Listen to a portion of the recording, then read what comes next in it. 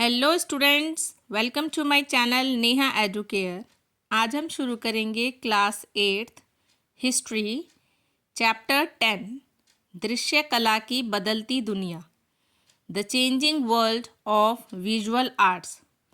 ये चैप्टर थोड़ा लेंदी है। मैंने इसकी कंप्लीट एक्सप्लेनेशन समरी बना दी है। अगर आपको लगता है कि इस चैप्टर की शॉर्ट समरी भी आपको चाहिए तो आप मुझे कमेंट्स में बता देना। मैं आपके लिए इस चैप्टर की शॉर्ट समरी भी तैयार कर दूंगी। तो अभी हम चैप्टर शुरू करते हैं। औपनिवेशिक शासन ने कई नई कला शैलियाँ, रूप, सामग्री और तकनीकें प्रस्तुत की, जिन्हें भारतीय कलाकारों ने स्थानीय संरक्षकों और बाजार के अनुसार रचनात्मक रूप से अपनाया। यह प्रभाव उच्च वर्ग और जनसाधारण दोनों में देखा गया। ये परिवर्तन मुख्य रूप से चित्रकला और मुद्रण कला, प्रिंट मेकिंग में दिखाई दिए। साम्राज्यवादी कला के नए रूप, new forms of imperial art. पहला, 18वीं शताब्दी में यूरोपीय कलाकारों की एक धारा ब्रिटिश व्यापारियों और शासकों के साथ भारत आई। दूसरा, ये कलाकार अपने साथ चित्रकला की नई शैलियाँ और परंपराएं लेकर आए। उन्होंने ऐसे चित्र बनाए जिनसे भारत के बारे में पश्चिमी धारणाएं बनी। तीसरा, यूरोपीय चित्रकला की मुख्य विशेषता अर्थार्थवाद मीन्स रियलिज्म थी। अर्थात कलाकार जो बनाता था वह वास्तविक और जीवंत दिखने की अपेक्षा रखता था। चौथा, यूरोपीय कलाकारों द्वारा भारत में तेल चित्रकला, ऑयल पेंटिंग की शुरुआत की गई। इससे कलाकारों को अधिक वास्तविक दिखने वाले चित्र बनाने में सहायता मिली। पांचवा, चित्र विभिन्न विषयों पर आधारित होते थे, परंतु यूरोपीय कलाकारों का सामान्य उद्देश्य ब्रिटेन की श्रेष्ठता, उसकी संस्कृति, उसके लोगों और उसकी शक्ति को दर्शाना था। रमणीय दृश्य की खोज, लुकिंग फॉर द पिक्चर्सक्यू। पहला, रमणीय भूदृश्य चित्रकला, पिक्चर्सक्यू लैंडस्केप पेंटिंग, जिसमें भारत को एक विचित्र और आकर्षक भूमि के रूप में दिखाया गया, जिसे घूमने आए ब्रिटिश कलाकार खोजते थे। यह साम्राज्यवादी परंपरा का एक लोकप्रिय रूप था। दूसरा, इस परंपरा के सबसे प्रसिद्ध कलाकार थॉमस डैनियल और उनके भतीजे विलियम डैनियल थे। तीसरा, उन्होंने ब्रिटिशों द्वारा हाल ही में अधिग्रहित क्षेत्रों के चित्र बनाए। चौथा, कुछ चित्रों में उन्होंने यह दिखाया कि ब्रिटिश शासन भारत में आधुनिक सभ्यता ला रहा है, जबकि अन्य चित्रों में प्राचीन सभ्यता की गौरवशाली लेकिन क्षय होती इमारतों को दर्शाया गया। पांचवा, एक चित्र में ब्रिटिश शासन के आधुनिकीकरण के प्रभाव को नाटकीय परिवर्तन के दृश्य द्वारा दिखाया गया है। सत्ता के चित्र, पोर्ट्रेट्स ऑफ अथॉरिटी। पहला, औपनिवेशिक भारत में चित्रांकन कला की एक और परंपरा थी जो बहुत लोकप्रिय हो गई। दूसरा, अमीर और शक्तिशाली लोग, चाहे भारतीय हो या ब्रिटिश, स्वयं के चित्र बनवाने के शौकीन थे। तीसरा, औपनिवेशिक भारत में चित्र प्रायः जीवन आकार लाइफ साइज के होते थे, जो अत्यंत वास्तविक और जीवंत लगते थे। चौथा, चित्रांकन कला को पोर्ट्रेचर कहा जाता है, जो ब्रिटिशों द्वारा उत्पन्न धन, वैभव और सामाजिक प्रतिष्ठा को प्रदर्शित करने का एक आदर्श माध्यम थी। पांचवा, जोहान जोफनी जैसे यूरोपीय कलाकार लाभदायक कार्य कमीशन की तलाश में भारत आए। छठा, उनका जन्म जर्मनी में हुआ था। वह इंग्लैंड चले गए और फिर भारत आए, जहां वह 5 वर्षों तक रहे। सातवां, उन्होंने अपने चित्रों में ब्रिटिशों को श्रेष्ठ और शाही रूप में दिखाया। भव्य वस्त्रों में गर्व से खड़े या अहंकार पूर्वक बैठे हुए विलासितापूर्ण जीवन जीते हुए, जबकि भारतीयों को छाया युक्त पृष्ठभूमि में दर्शाया गया। आठवां, कई भारतीय नवाबों ने भी अपने चित्र यूरोपीय चित्रकारों से बनवाए। नौवां, अकोट के नवाब मोहम्मद अली खान ने 2 यूरोपीय कलाकारों टिली कैटल और जॉर्ज विल्सन को अपने चित्र बनाने का आदेश दिया और इन चित्रों को इंग्लैंड के राजा तथा ईस्ट इंडिया कंपनी के निदेशकों को भेंट किया। इतिहास चित्रकला, पेंटिंग हिस्ट्री। पहला, इतिहास चित्रकला साम्राज्यवादी कला की तीसरी श्रेणी थी। इन चित्रों में नाटकीयता के साथ ब्रिटिश साम्राज्य के इतिहास की विभिन्न घटनाओं को दर्शाया गया और इन्हें प्रतिष्ठा व सम्मान प्राप्त हुआ। दूसरा, 18वीं शताब्दी के उत्तरार्ध और 19वीं शताब्दी के प्रारंभ में यह कला अत्यंत लोकप्रिय हो गई। तीसरा, भारत में ब्रिटिशों की विजय और सफलताएं इतिहास चित्रकारों के लिए समृद्ध विषय बनी। चौथा, इन चित्रों में विभिन्न युद्धों को दिखाया गया, जिनमें औपनिवेशिक शासन ने भारतीयों को पराजित किया और ब्रिटिश अपनी शक्ति, विजय और सर्वोच्चता का उत्सव मना रहे थे।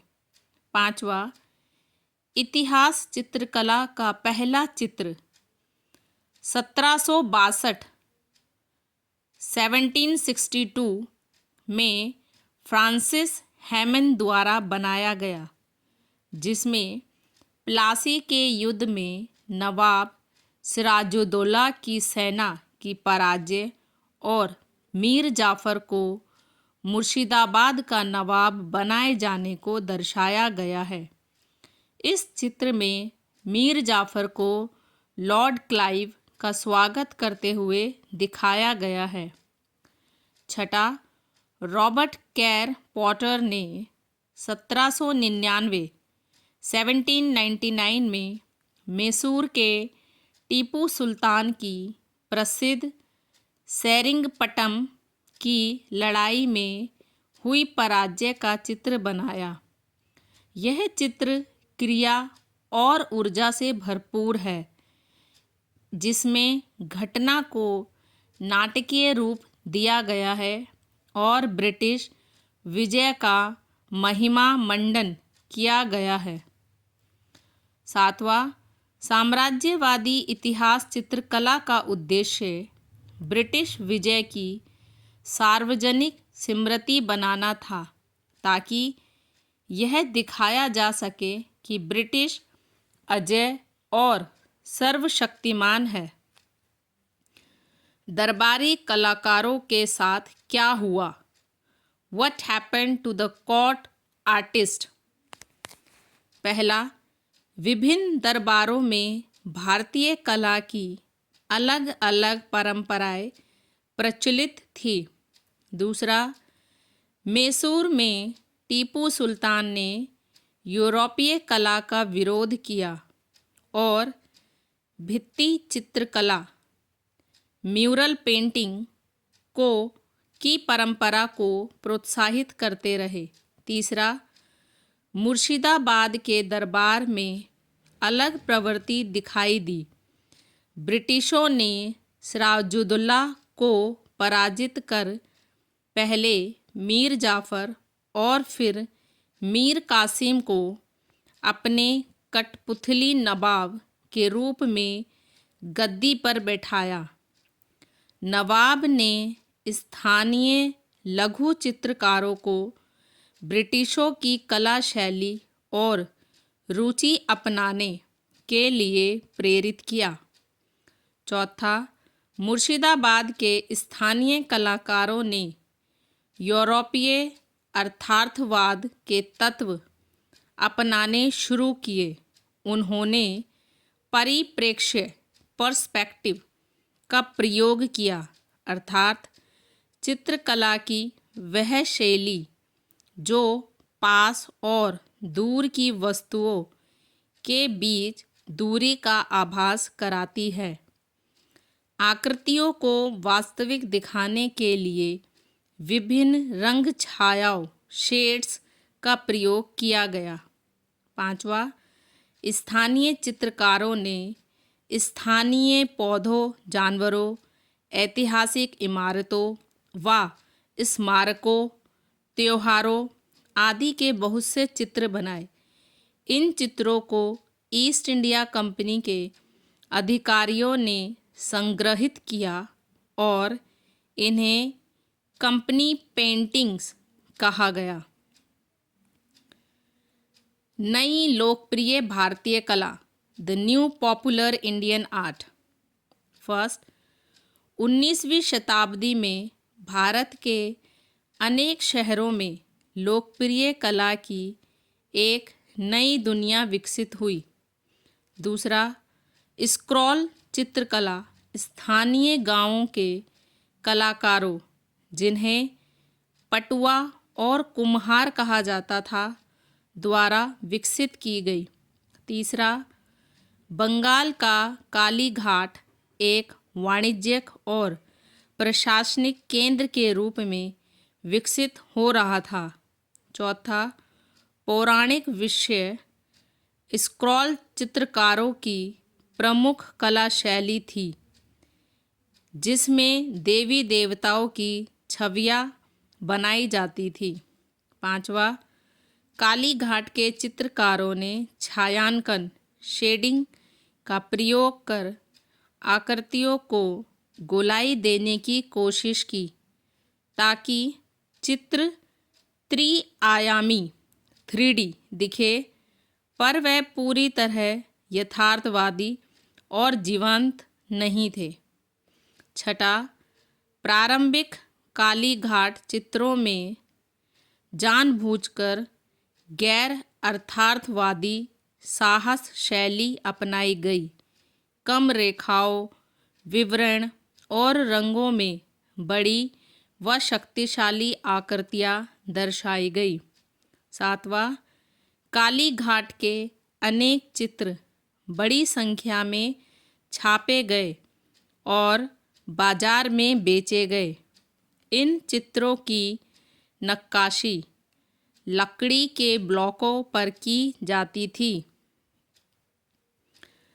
आठवां, 19वीं शताब्दी के उत्तरार्ध में भारत के विभिन्न भागों में यांत्रिक मुद्रण प्रेस स्थापित किए गए, जिससे बड़ी संख्या में मुद्रित सामग्री तैयार करना संभव हुआ। 19वीं शताब्दी के उत्तरार्ध में कोलकाता में कलकत्ता आर्ट स्टूडियो की स्थापना की गई, जहां प्रसिद्ध बंगाली व्यक्तित्वों के अर्थार्थवादी चित्रों के साथ साथ पौराणिक चित्र भी बनाए गए। 10th 20वीं शताब्दी के प्रारंभ में राष्ट्रवाद के प्रसार के साथ इस स्टूडियो ने राष्ट्रवादी तत्वों वाले लोकप्रिय प्रिंट तैयार किए।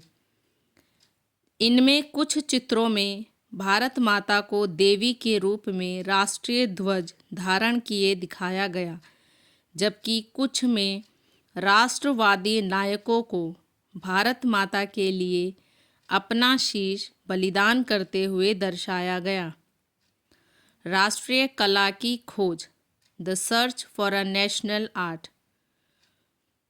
19वीं शताब्दी के अंत तक कला पर धर्म, संस्कृति और राष्ट्रवाद की भावना का प्रभाव स्पष्ट रूप से दिखाई देने लगा।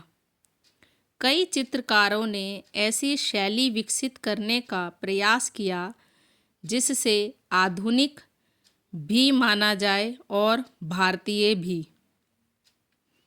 राजा रवि वर्मा की कला, the art of Raja Ravi Varma. Raja Ravi Varma उन प्रारंभिक कलाकारों में से थे जिन्होंने आधुनिक और राष्ट्रीय शैली को आपस में मिलाने का प्रयास किया। राजा रवि वर्मा केरल के त्रावणकोर के महाराजा परिवार से संबंधित थे। उन्होंने पश्चिमी तेल चित्रकला, ऑयल पेंटिंग और यथार्थवादी जीवन अध्ययन की कला में दक्षता प्राप्त की, लेकिन विषय भारतीय पौराणिक कथाओं से चुने।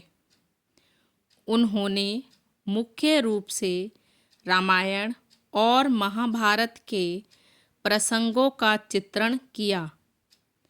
राजा रवि वर्मा ने बॉम्बे, मुंबई के बाहरी क्षेत्र में एक चित्र निर्माण दल और मुद्रण प्रेस की स्थापना की।